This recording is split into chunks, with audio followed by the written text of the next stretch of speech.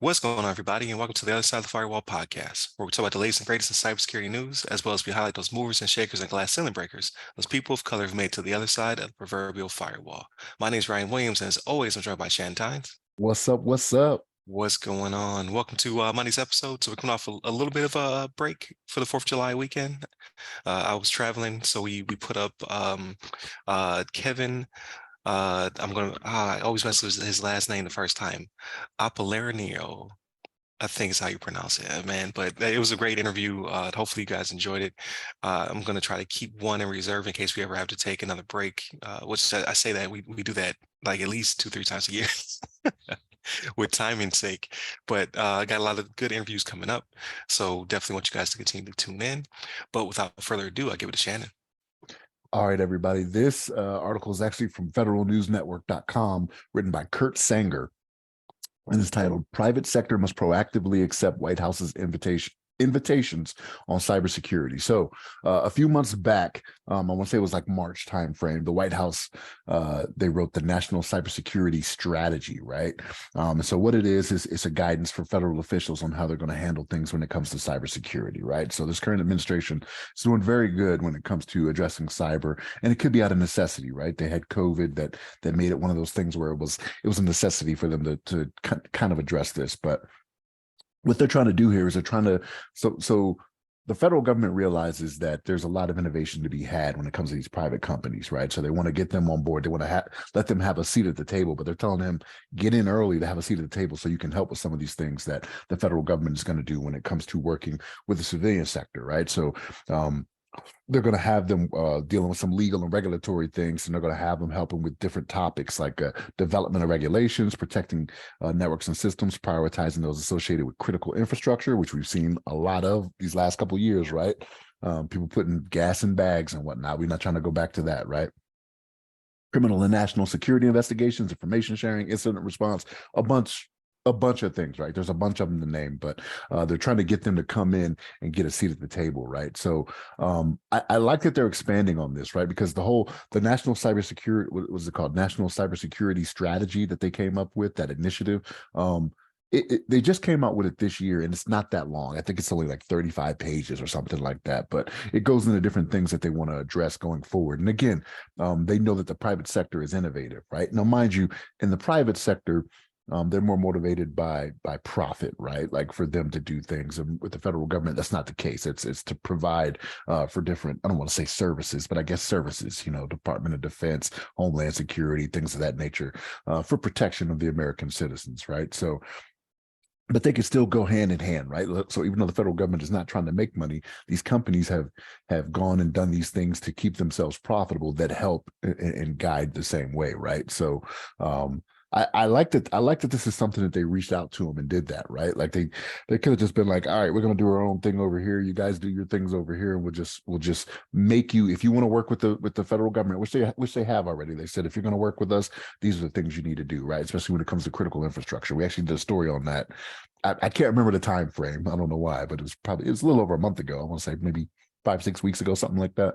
We actually talked about it, but yeah, this is a good way to go about doing things, right? Like, so knowing that the federal government is not going to do everything in-house, right? Like we especially when it comes to, different big companies out there, your Microsofts, your Amazons, like there is a lot of coordination that goes on with them when it comes to doing things for the federal government, that it's good to get them on board and ask them, hey, come get a seat at the table, like to help us with what is going on with everything going on in the world nowadays. Because again, if we've said it once, we've said it a million times, cyber warfare is where it's all going to kick off, right? So Ryan, what's your thoughts on this? Yeah, no, I also agree with you. And it is good to get in early, so to speak, so they can actually have some kind of influence. Because like you said, right now, it mostly goes to agencies first, like, hey, Homeland, hey, Department of Justice, like, what do we need to do to continue to protect our citizens, and then kind of build regulatory guidelines for banks, universities, people who are dealing with other people's NPI and PII and things of that nature. And then off the back end, you have private companies coming in and like you work for the federal government. I work currently in the private sector, right? So I see a lot of companies come to us for consulting, like, hey, we see things are changing, so we want to not get struck like recently GLBA changed, right? So you have a lot of universities and things of that nature who have new FTC guidance where it's like, hey, I don't want to get slapped with a $10,000 fine per fine if we mishandle information. So what can you do to help us strengthen our policy? What can you do to help us be more in line with, in this case, be the 800, 171? Like, what do we need to do to make sure that we're ahead of the game when these regulations hit? I think it was June 9th for those new regulations. So I believe this to be a good thing. Instead of you getting hit on the back end, you're already in the game. You already understand, like, okay, this is coming down the pipe, as opposed to a few weeks before it happens, you're trying to get your ducks in a row to make sure that you're not going to get slammed in some regard. So I think it's a good rally call. Hopefully, more companies take the ball and run with it. I don't think it's going to be necessarily those smaller companies. It'll be probably bigger, enterprises like your $1 trillion companies, your Microsofts, your Apples, things of that nature first. But then all their subsidiaries, the smaller companies that fall behind them, will have a better lead when it comes to what's coming down the pipe, as opposed to having to react once a press release comes out. Like the White House pushes out a memorandum saying, hey, this is coming, as opposed to you already have been in a conference or a webinar or something that you got the tell ahead of time. So I think it's going to be a good thing. Will it last between administrations? That's to be seen. However, it seems as though regardless of party or partisan or what have you, that the White House is opening up to being more transparent, so to speak, when it comes to working with the private sector. Because I want to say this administration has been hitting it pretty hard. I know Homeland's more involved. I know that the Department of Transportation is more involved, things of that nature. And the administration before that one, they actually had your Zuckerbergs and your Elons and all that show up to the White House to discuss things. So I think it's positive change for the future. So I think a lot of good will come out of it. Because again, a lot of these regulations are changing the way that private sector does business when it comes to healthcare. Again, like universities and how they interact with people's MPI. And I know there's a 853 Rev 4. I want to say, I could be wrong.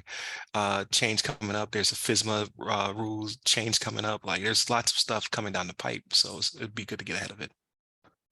Well, Rev 5 is out there, but Is it Rev 5? Okay. Rev 5 Yeah. is out there, but implementation is it's a little slow going. It's been out there for a couple of years actually, but Yeah, and we talked about it a couple weeks ago, the whole AI. So there's a NIST AI RMF out there as well. That's kind of like in its draft, and then the EU just passed regulation for the AI.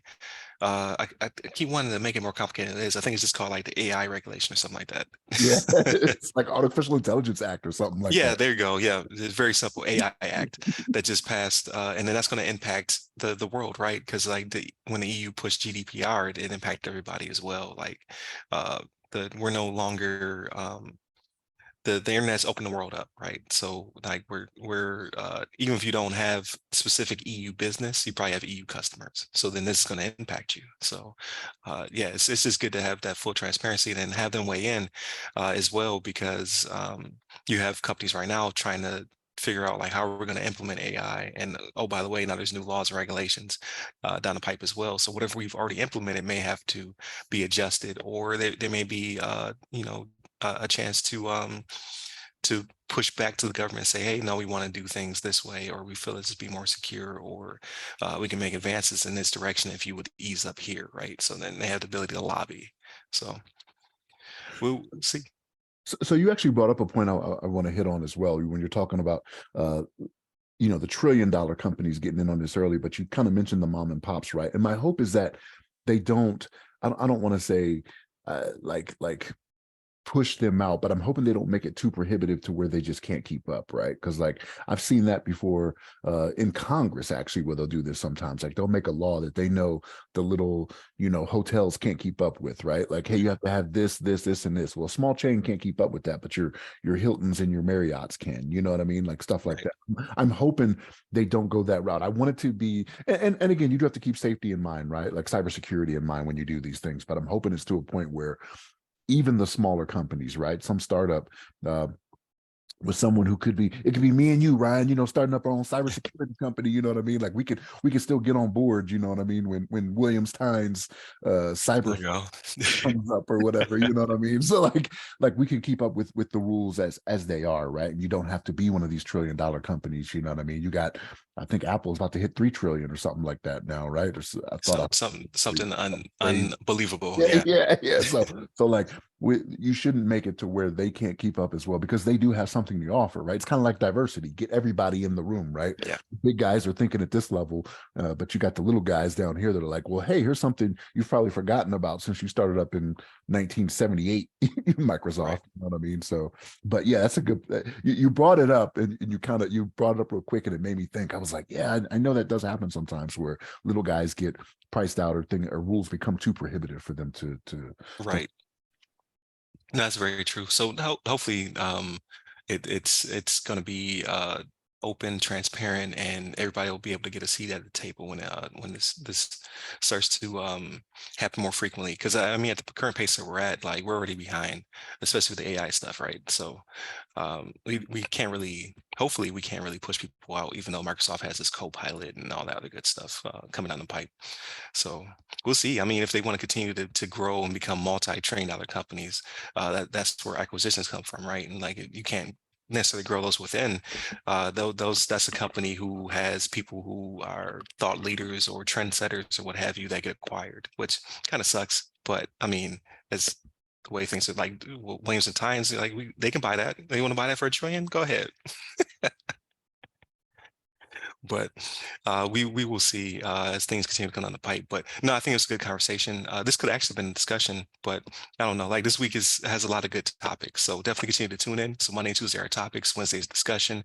Thursday, I believe I do have an interview set up, so definitely tune in for that one with Daryl Brooks. Um, or yeah, I believe it'll be Daryl Brooks this week. So that'd be really cool. Ask us SP. So definitely tune in for that one. And then Friday's everything else. So I know me and Shannon have been watching stuff, reading stuff, listening to stuff. So definitely tune in for that one. Share with your friends. Hit the button if there's a button associated to subscribe.